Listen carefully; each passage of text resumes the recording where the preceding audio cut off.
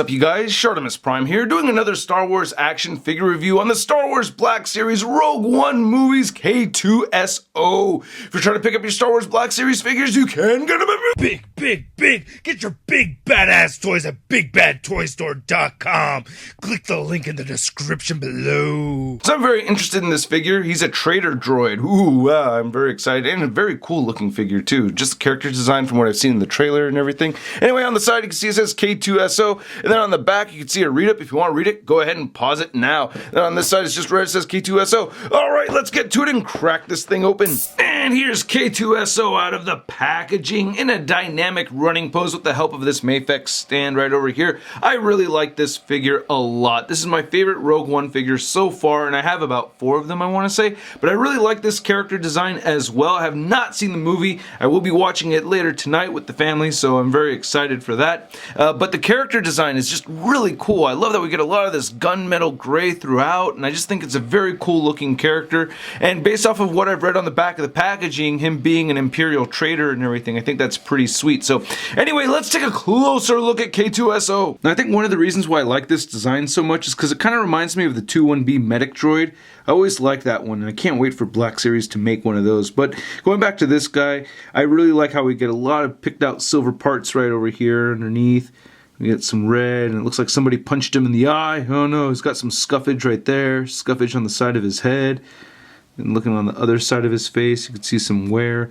That looks like it's just the plastic molding kind of peeling off. I don't know, that looks like a little factory minor defect. And looking on the back of his head, not a whole lot going on. But if you look underneath his head, you can see some very nice sculpted detail, and I love that.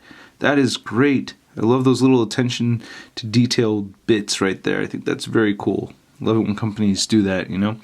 Then looking at the inside of his collar right here, you can see some more sculpted detail. Kind of tricky to see because of the shadow from his head, but it is there. He has some nice splashes of silver throughout on this guy. Nice trimmed out areas over here. He has some lights or buttons.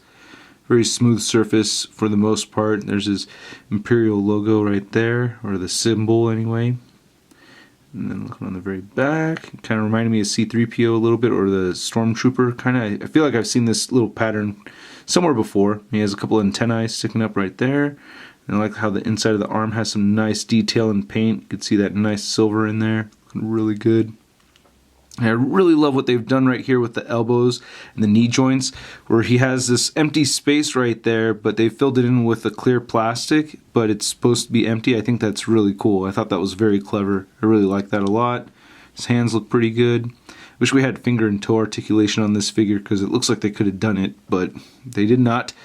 And then looking on this side, maybe they don't want to start a thing. We gave K2SO finger joints and toe joints. How come we can't give the other fingers? So I guess they just don't want to break that, you know?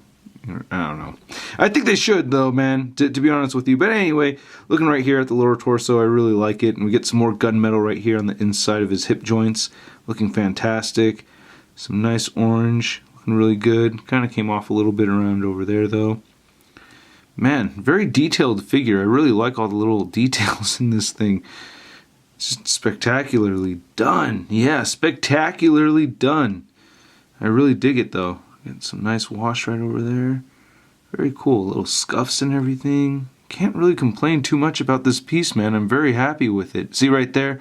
They could have given us a toe joint, you know? But anyway, still dig it. And then at the bottom of his feet, he does have big holes right there. Another thing I really like about this piece is the articulation. I think they did a great job with this, and I have not seen the movie, so I don't know if this guy actually runs or jumps or anything. I just assume so because he has these long, lanky legs, but he could just be a stiff walking guy and doesn't do much, you know what I mean? But anyway, his head joint moves up that much, which isn't really too bad. But I think that's pretty good. You can move the head joint down a little bit. He also has this ball joint at the neck, so you can move them together down that far. He also has rotation up here, so you can move the head independently from the neck, and you can make the head pivot right there. So it's on a ball joint, you get that head pivot, as well as more rotation right there from the neck, making his head move all the way to the side like that if you want to, so you can get some expressions out of him. I really dig that. His arms can move outward at the shoulder that far. Again, nice painted solid gunmetal underneath that. I really dig it. And he can move his arms all the way down too, so you can do that whole, I don't know, was it the Stone Cold Steve Austin or whatever? Anyway, you can move his arms forward and back. You can rotate it all the way around. He does not have a bicep swivel, but he does have an elbow swivel right here. You could bend the elbow in at 90 degrees. He also has a swivel at the wrist, and you can hinge the wrists up and down. He has a fairly decent diaphragm joint that turns side to side. You get some pivot right here, and it barely moves forward at all, and it moves back only a little bit more so. He has hip joints that move outward just that much, and he can kick forward very far and move back equally as far. And then you also get a knee swivel right here. He could bend a little bit more than 90 degrees at the knee. You also get a lower knee swivel right there, so he swivels above and below the knee.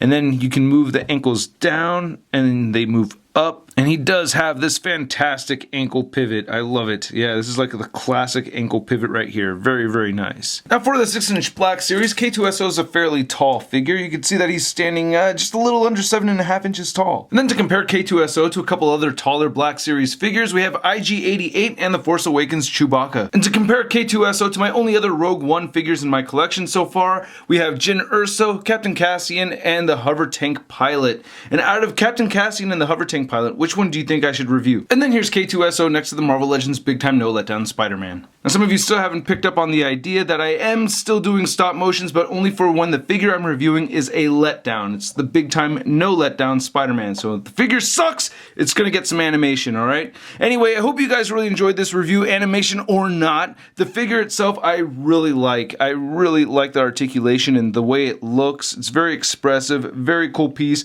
I'm very curious to see what's up with this character in the movie when I watch it tonight. And I hope you guys really liked this review. If you did, please hit the like button, go ahead and leave a comment. Hit the subscribe circle that should be popping up over here if you have not subscribed already. If you want to see a photo gallery of images, it's over at JediInsider.com. I have action figures for sale, along with t-shirts and music over at ShartimusPrime.net/store. And if you feel like, go ahead and follow me on the social media. Links to everything I mentioned in the description below. I'll catch you guys later. Peace.